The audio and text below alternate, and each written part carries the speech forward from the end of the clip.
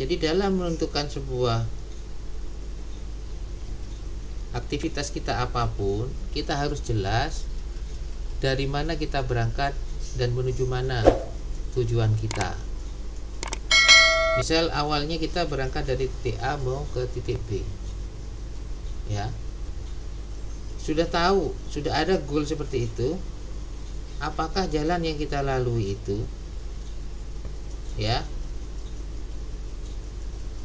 gak jelas, gak beraturan, akhirnya kita bulet.com di sini misalnya. Lalu yang kedua, apakah diri kita, ya, ada yang masih belok-belok tapi akhirnya dia menuju ke tujuan, atau kita sudah jelas nih tracknya dari A ke B, maka kalau saya mau mencari yang terdekat gitu ya, maka saya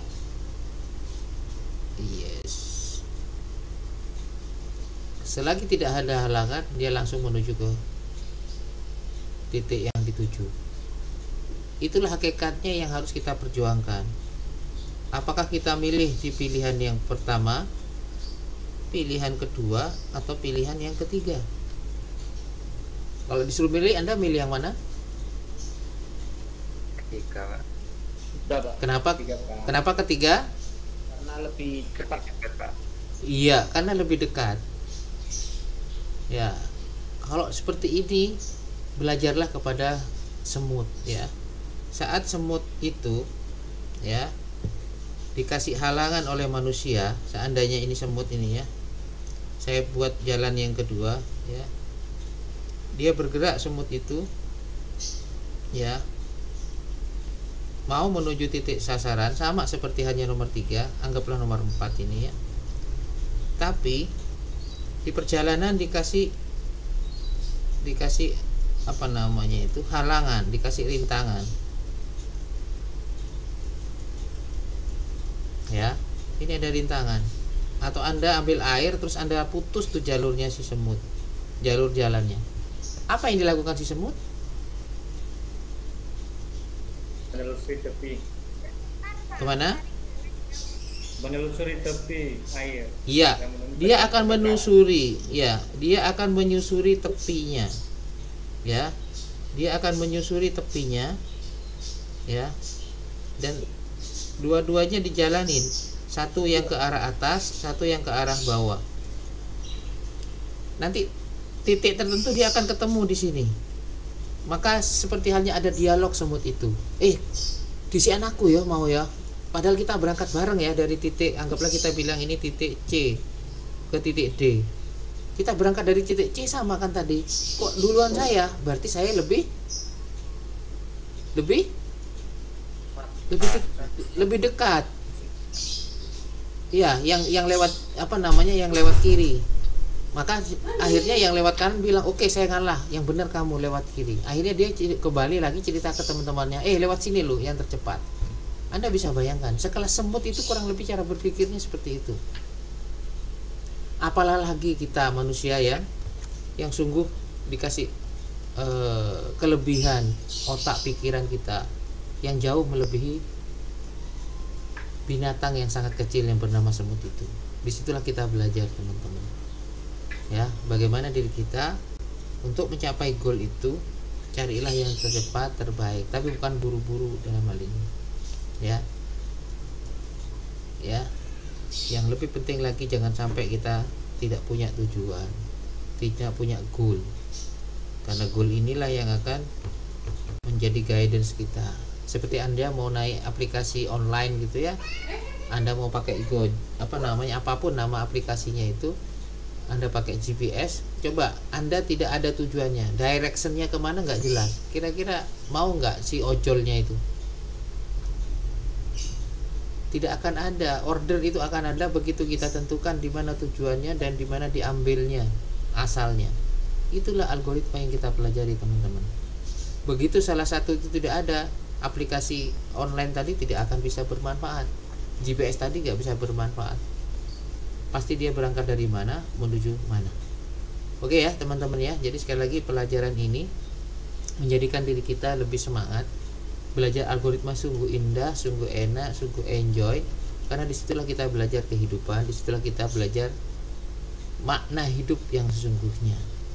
Ya, karena hidup itu penuh dengan ujian, karena hidup itu penuh dengan masalah, dan setiap ujian dan masalah itu harus kita selesaikan. Dan cara penyelesaiannya kita diajari dalam algoritma itu. Karena algoritma adalah langkah-langkah untuk menyelesaikan masalah. Oke, sampai di sini bisa dipahami? Bisa Pak. Siap, bisa. Ada pertanyaan?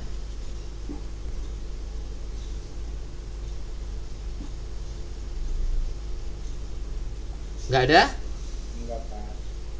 Oke. Nah, bagaimana menyikapi itu semua? Kita main-main dengan rumus. Masih ingatkah rumus ini? Masih Pak, masih. Oke. V sama dengan I kali R. Kalau kita gambarkan dalam rumus, dalam gambar rangkaian, maka di sini ada V, di sini ada R, lalu di sini ada I. Ya. Oke. Sekarang pertanyaannya, kalau diri kita membuat R ini nilainya 0, saya hapus dulu, saya kasih warna lain, memberi nilai R ini sama dengan 0, apa yang terjadi, Mas?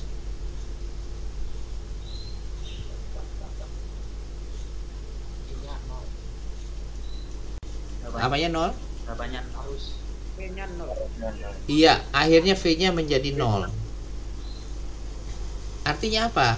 Kalau kita punya tegangan saya asumsikan sebagai potensi, ya, potensial kan, energi potensi, ya, beda potensial, ya. Sementara R itu adalah hambatan, ya, atau beban,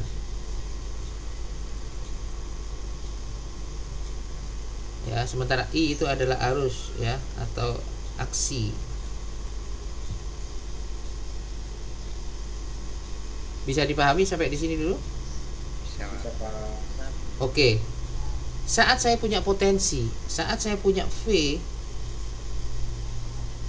tapi tidak ada beban, tidak ada masalah yang saya selesaikan, gitu ya, nyambung, apa yang terjadi potensi itu? Hilang Pak, apa guna? Ya, akhirnya nggak berguna. Bahasa kerennya itu short circuit, atau bahasa Jawanya jeglek, ya. Masih ingat jeglek?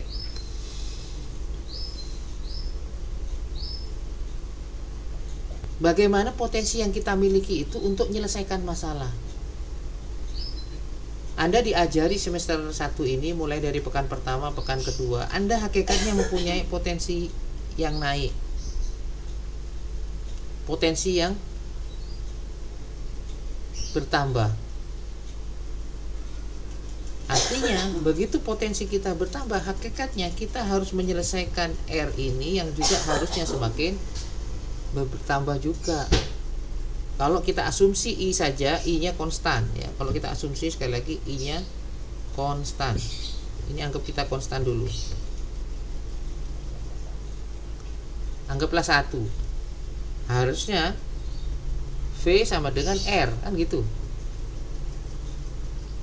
Sehingga saat potensi kita, keilmuan kita ditambah dengan kuliah, dengan praktikum dan seterusnya. Makanya kenapa dosen mengamanahkan kita untuk membuat laporan, membuat tugas-tugas. Itu harapannya apa? Agar diri kita seimbang antara potensi yang kita miliki dengan keilmuan kita, dengan masalah yang kita hadapi. Kalau Anda tidak mau menghadapi masalah, maka buat apa potensi Anda dapatkan?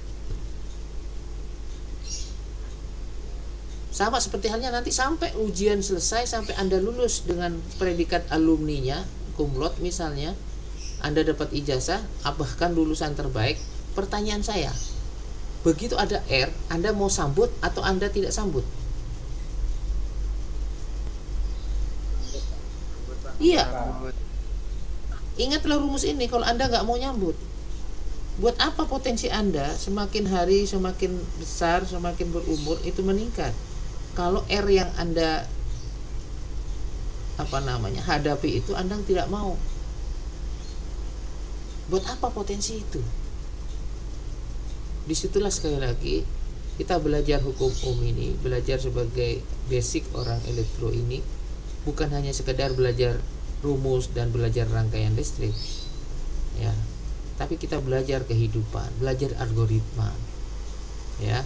Ingat, tidak akan bisa menyelesaikan suatu masalah, ya. Masalah itu kan kita pelajari tadi adalah bagian dari algoritma R itu sendiri. Tapi ingat, untuk menyelesaikan itu butuh potensi. Salah satu potensi kita adalah merumuskan langkah-langkah yang terbaik, itulah potensi. Bisa dipahami ya di sini ya. Jadi goalnya jelas untuk menyelesaikan masalah beban itu dengan cara apa? Langkah-langkah yang terbaik. Langkah-langkah terbaik itulah potensi yang kita miliki. Jangan dikira tadi dia berjalan dari titik A ke B ini bukan merupakan potensi. Kalau Anda tidak punya potensi dari A ke B untuk melaksanakan langkah-langkah itu, maka hakikatnya, ya, sama seperti Anda hanya punya R, melihat masalah tapi nggak punya potensi. Apa yang terjadi? Ya, kalau tadi R-nya 0, sekarang kita tahu misalnya R-nya besar. Ya, R-nya besar. R-nya besar. Apa yang terjadi? Sementara Anda nggak punya potensi. Aksinya kecil lah. Iya, aksinya kecil. Sangat-sangat kecil. Ya, kalau kita mau main dengan rumus R sama dengan V bagi I. R-nya besar, tapi ininya kecil sekali. Maka Anda akan ngoyo, itu bahasanya. Ya. Jadi bagaimana diri kita mempunyai potensi yang kita mainkan itu berbanding lurus harusnya dengan beban yang kita hadapi. Dalam bahasa Al-Quran itu sangat indah sekali ya. La yukallifullahu nafsan illa wus'aha. Allah tidak akan memberikan beban, ya. Allah tidak akan memberikan beban atau R itu kepada hambanya kecuali hamba itu punya potensi yang sama, potensi yang sepadan, ya. Sehingga gampangannya saat Anda menerima masalah itu, menerima beban itu, hakikatnya Anda apa? Deklarasi, pernyataan bahwa oh, saya dikasih derajat yang lebih tinggi sama Allah, sama Tuhan, bahwa saya dikasih beban yang besar, berarti derajat saya naik. Begitu seterusnya. Harusnya kita introspeksi saat diri kita dikasih beban yang kecil. Oh, jangan-jangan Tuhan tidak senang sama saya, atau jangan-jangan Tuhan hanya memberikan saya beban ini memang kapasitas saya seperti ini. Bisa dipahami ya sampai di sini ya. Jadi sekali lagi kembali bahwa semakin besar beban yang kita terima, itu bukan ketidakadilan Tuhan, bukan ketidakadilan Allah di sini, tapi adalah bentuk deklarasi Allah kepada kita. Hei mas, hei mbak, ya, Anda itu sudah tinggi derajatnya. Saya sudah tunjukkan ini, saya mau tunjukkan kepada Anda itu mampu. Tapi bisakah Anda mengimplementasikan derajat kemampuan Anda itu untuk menyongsong masalah yang saya kasih, beban yang saya kasih? Bisa dipahami? Jadi ngapunten ya, mohon maaf jika Anda setiap saat ada sesuatu yang menimpa Anda, hakikatnya itu Tuhan sedang menguji kita. Apakah kita sabar ke situ? Kalau kita sabar, yakinlah potensi kita akan naik dan derajat kita naik. Dalam bahasa Al-Quran yang lain, yarfa'illahu alladhina amanu minkum walladhina utul ilma darajat. Allah akan mengangkat derajat orang-orang yang beriman dan berilmu. Artinya semakin naik iman kita, semakin naik ilmu kita, pasti derajatnya semakin naik pula. Tidak ada sia-sia kita dalam melaksanakan apapun agenda kita ini. Oke? Semangat teman-teman.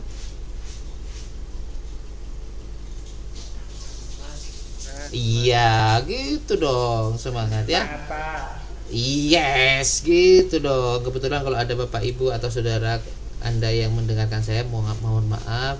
Ini sebagai motivasi kepada mahasiswa agar dalam menghadapi kuliah modelnya di PEN ini khususnya, yang tidak kebayang mungkin kuliahnya biasanya teman-teman atau tetangganya yang dari S1 gitu ya, dengan pola SKS-nya tanda petik kayak ringan, tidak banyak jam yang dipakai perharinya, tapi ternyata di PEN luar biasa. Ini untuk menyampaikan atau mengasih kabar gembira ya. Semakin banyak aktivitas yang kita lakukan dalam keseharian kita, hakikatnya semakin banyak pula potensi yang kita naikkan, semakin banyak pula masalah yang kita selesaikan. Dan ingatlah, semakin banyak menyelesaikan masalah, itu hakikatnya menambah rezeki yang kita miliki. Oke, adakah pertanyaan?